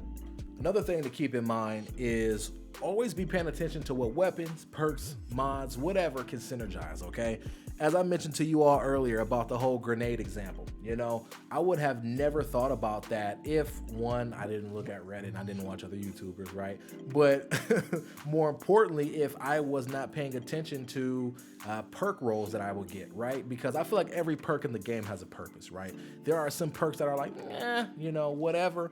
But for the most part, I feel like every perk has an ability to synergize with something. So I started to pay more attention to that, and I started to look at the mods that I've been unconsciously purchasing, and I'm like, oh wow, you know what? That mod might go with that weapon, right? They might synergize, and you know what? I got this aspect that might go with that, right? Or whatever the case may be. I started to really let my mind wander and realize, man, there are so many things that can work cohesively. There are exotic armor pieces, weapons, mods, you name it. Everything can synergize to a degree. So think about that and always keep that on the forefront of your mind. Before you dismantle something, think about, man, how could I use this in PvE or in PvP? Another tip I want to give you all, and this is coming from a person that is an extroverted introvert, okay? That means that when I get to know you and you know me, I can seem to be extroverted, right? But I am very much so an introvert. I keep to myself. I don't go out party, nothing like that, right? I'm a very low-key individual. But there comes a point in time where it makes sense to find a group of like-minded individuals to play with. And I think Destiny is a game where you definitely kind of have to get out of your comfort zone a little bit and find a bunch of other like-minded people that are willing to check you out and to rock with you. I think it's so important. I mean, even me being an introverted person, I've found people to play with that are just as introverted as I am, and they are laid back and chill, So as we're playing stuff, we're doing in-game activities. If I die or if I lose, if I throw, choke, whatever, they don't care. They're just like, oh, whatever, or we laugh about it, right? Because I'm a jokester as well. So we just laugh about it and we're just like, let's, quick read. Come on, let's get back to it, You want to find people like that to play with. And there are some toxic people, just like there are in every community. There are some people that are elitist. They say you got to be this good or you got to have this weapon, whatever. Ignore those people. Those are the people you don't want to play with, Find people that resonate with you. If you are a sweaty tryhard, that's fine. That's fine. More power to you. Find other sweaty tryhards to rock out with and have fun with, or to just frag out with in general. Maybe you guys are quick play warriors and y'all go in every lobby and drop 30 to 40 kills. By all means, do that. That's totally fine. Or if you're like me and you're chilling, laid back and want to have a good time and laugh, find people like that. I promise you it'll make your experience so much more enjoyable, and it will make Destiny a thrill of an experience. And the last thing I want to talk about, I guess this isn't more so a tip, this is just kind of a talking point. It's that you will feel overwhelmed. In fact, it's normal to feel overwhelmed. Now, I know I mentioned, to manage being overwhelmed, focus on one quest at a time. Even when you do that, you will feel overwhelmed. As I've been playing through this Witch Queen campaign and everything that the Witch Queen brought to the table, like, I have 100% been overwhelmed, right? That's totally fine. Everybody gets overwhelmed, okay? Just embrace it, Just embrace it. Embrace that, look, I have so much stuff to do that my mind is about to explode. I would rather have that than have a bare bone game where all I'm doing is the same activities over and over and over again for no reward. You know what I mean? Like, the fact we have so much going on is a beautiful thing. Embrace that, acknowledge that, right? Take a deep breath, get up, walk around, you know, just sit at the tower and just talk to your friends on Discord or on a PlayStation or Xbox party. You know, do whatever you need to do to just reset, gather yourself, and then say, okay, I'm ready to focus in on this quest, or I'm ready to go do this nightfall, or I'm ready for trials. Whatever the case may be, do that, and it's fine. And sometimes you have to turn off Destiny and play another game. That is totally fine. Whenever you get overwhelmed, do what works best for you so that you can continue playing Destiny and so that Destiny can continue being an enjoyable experience. You know what I mean? Now that I have talked about practically everything in Destiny, let's talk about one of the most important things. Let's talk about where to start, okay? Now, know that this is totally up to you, okay? In video, no. Let's talk about from a narrative standpoint, okay? From a narrative standpoint, with everything that is still in the game, you want to start from Shadowkeep, right? That is the DLC that came out 2 years ago, right? You want to take that into Beyond Light and then into the Witch Queen, okay? This will allow you to paint a picture of what's been going on in Destiny over the last 2 to 3 years, right? This will give you in chronological order the story from the start to the middle to where we are currently today. I don't want to say this is the finish because the finish won't be until 2024 with the Final Shape DLC when that comes out, right? But from a realistic standpoint, I honestly would say dabble in a little bit of everything and see what you gravitate towards, okay? Some people favor PvE over PvP, right? And vice versa. But you just really don't know until you experiment with both and then check your enjoyment levels, right? Either way, just don't be afraid to dabble, you know? That's how I found out I was a PvP first guy. Even though PvP is in a goofy state, I still will get in the Crucible and rock out as much as I can, as often as I can, right? I do the PvE stuff, but after a while, it kind of gets a little bit like, nah to me, you know? I want to knuckle up with some people. I want to try to get multi-kills. I want to try to, you know, drop 30s and 40s, right? Like, I want to do stuff like that, and that's just what I enjoy, again, based off of my prior history. But find out what works best for you. You know what I mean? I mean, you can go and you can dabble in a couple missions here and there, right? Do a couple quest steps, then jump to the Crucible and then go back to working through missions. You know, you can do it pretty seamlessly because the way the interface is and the way Destiny operates. I mean, that's just the beauty of it, right? It's your world to play it however you see fit. And folks, that's a wrap.